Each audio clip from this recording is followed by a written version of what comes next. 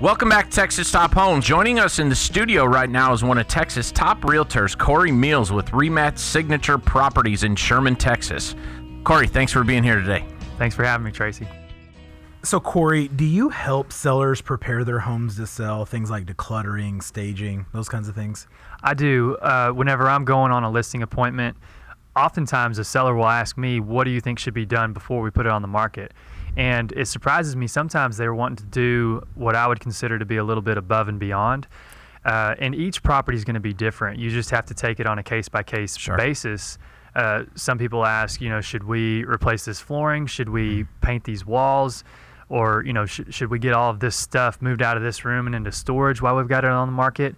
And depending on, like I said, location and how things are selling, maybe you should, maybe you shouldn't. But I definitely do go through a seller's home, and I'll talk to them and say, it's probably best if we go ahead and get this carpet replaced, or put some nice countertops on right here, especially if it's something we're trying to get a family into. Mm-hmm. Now, there's other situations where I'll tell them, no, just leave it as is, because as soon as you paint, if it's, should we paint this bathroom a different color, as soon as you paint it a different color, a buyer is going to come in and tell you that they hate it, and Sure. and you wasted your money, and now they're not going to make an offer. Right. So it goes both ways. If it's something simple like paint or some minor wear and tear on carpet, I would say just leave it as is.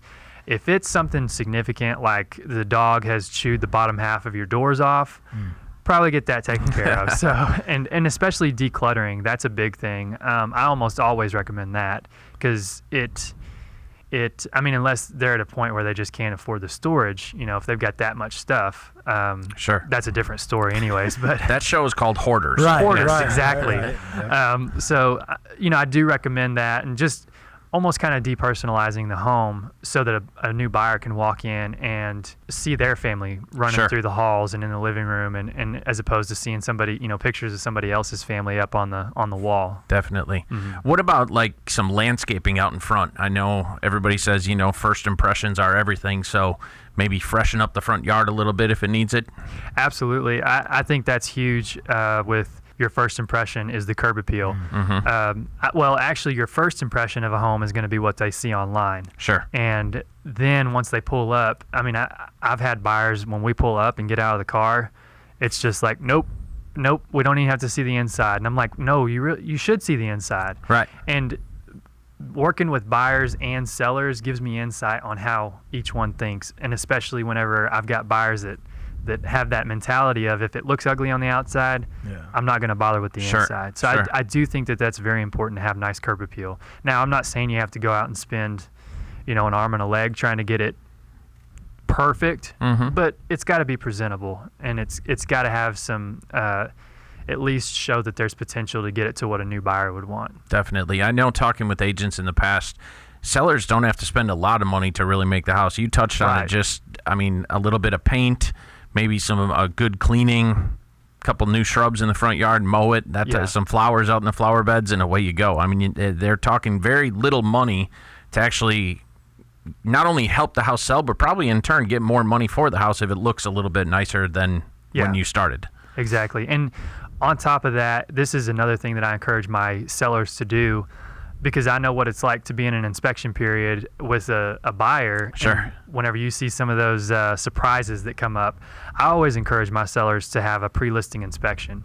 And that it takes the surprise of, an inspection's $350, $400. And I would highly recommend investing that, to know that, hey, there may be some issues. We want to get this taken care of before we're 10 days, 15 days out from closing on escrow. Absolutely. It helps avoid those surprises at the end, and it also opens their eyes if there are some large things that have to be taken care of. New roof, new HVAC, something that are high-ticket items that could ultimately kill the deal. It gives them the opportunity to address those and fix them prior to even accepting an offer on the house.